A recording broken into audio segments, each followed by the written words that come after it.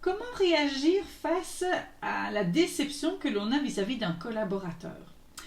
J'ai eu plusieurs fois mes clientes qui m'ont dit « Oh Karine, je suis déçue de cette personne-là. » Ou même ça a été à un moment donné « Karine, je suis assez déçue par la formation. » Et c'est plein d'enseignements pour moi. Je vous rassure tout de suite, ça a pu être réglé parce que on a pu dépasser et décortiquer cette déception pour pouvoir passer à autre chose. Et finalement, la formation pour elle a été formidable.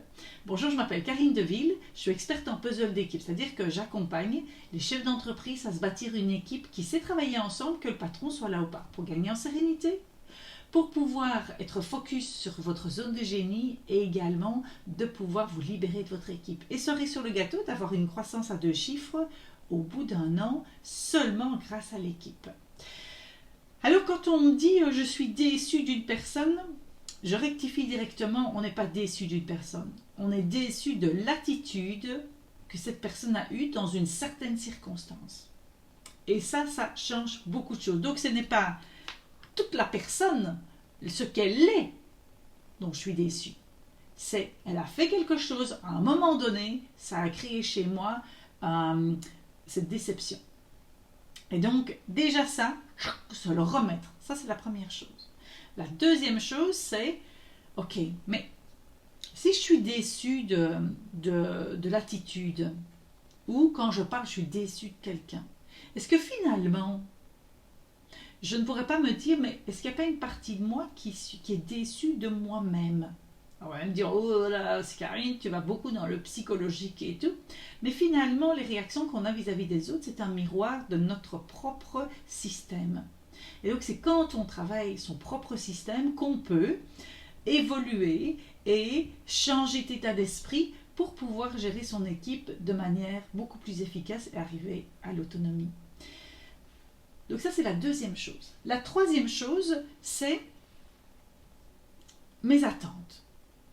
Est-ce que mes attentes, finalement, étaient au bon niveau? Est-ce que j'ai pu les exprimer avant? Est-ce que j'ai pu faire un suivi pendant? Et comment parce que je vais le gérer différemment. Ça, c'est super important. Et la quatrième chose que je voulais vous apporter, c'est cet aspect émotionnel de la déception. Qu'est-ce qui se cache comme émotion derrière cette déception? Ce que j'observe, c'est la surprise. J'ai été surpris que la personne fasse ça et ne fasse pas ça.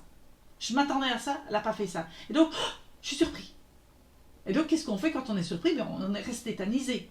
Et on se dit, mais qu'est-ce que je dois faire, quoi? Et puis on va pas vers la joie. On va vers la tristesse, puisque cette déception, c'est quelque chose qu'on vit mal. Et donc, on est triste. Et ce qui peut arriver aussi, c'est qu'on est dégoûté. Ça fait ça le dégoût. Et donc, c'est pouvoir se dire, ok, mais je suis surpris. Donc, je reviens à mon exemple, à mon troisième élément. Est-ce que mes attentes étaient au bon niveau? Et donc là, je peux rectifier après. Et donc, je peux réagir vis-à-vis de cette déception finalement. Et de recalibrer ça. C'est comme j'explique souvent, quand vous montez dans un ascenseur et que vous allez au dernier étage de vos attentes, vous avez le ciel au-dessus de vous, mais vous n'avez plus d'étage. Tout ce que je pouvais faire, c'est descendre. Et donc la déception est au bout de la rue. Donc ici, c'est ça. C'est de pouvoir se dire, ok, mais est-ce que j'ai mis le cadre? Est-ce que je me suis préparée finalement?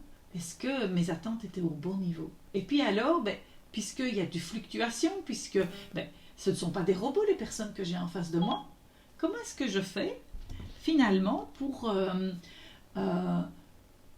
pouvoir réguler cette déception? Si je sais que chez moi c'est quelque chose qui vient très rapidement, parce que j'ai l'impression d'être rejetée par exemple, ou d'être trahie, je sais que je vais devoir travailler ça. Et la cinquième chose que je peux vous apporter, c'est vous demander, est-ce que réellement je suis trahie? Est-ce que réellement je suis rejetée par l'attitude de l'autre personne? Est-ce que réellement je suis humiliée par ça? Voilà ce que je voulais vous apporter pour pouvoir réagir de manière durable à la déception que vous pouvez avoir vis-à-vis de l'attitude d'un de vos collaborateurs. J'espère que cette vidéo vous aura apporté de la valeur. Moi, en tous les cas, je vais vous proposer 4 options. La première, c'est de vous abonner à cette chaîne YouTube pour pouvoir recevoir une vidéo par jour. Puisque je suis dans un défi de 365 jours et que je vais regarder, à la vidéo 55. Non. Oui, la vidéo 55, c'est bien ça. Et donc, je suis vraiment super fière. La deuxième chose que je vous propose, c'est de faire un commentaire sur quelle est la prise de conscience, qu'est-ce que ça vous révèle, etc. Parce que c'est comme ça que ça va s'emmagrammer dans vos cellules. La troisième chose, c'est de l'envoyer à quelqu'un. Si vous avez pensé à quelqu'un pendant que je vous parlais, eh bien, envoyez-lui parce qu'on ne peut pas aider tout le monde, mais on peut aider une personne à la fois. Et la quatrième chose, ici au-dessus, vous avez un test qui s'appelle mon style de management. Testez votre style de management. Vous allez voir que vous allez mettre en évidence, vous allez mettre des mots sur votre manière de fonctionner. Et surtout votre manière de fonctionner en équipe. Et de voir qu'est-ce que vous devez, c'est quoi les axes d'amélioration. Voilà.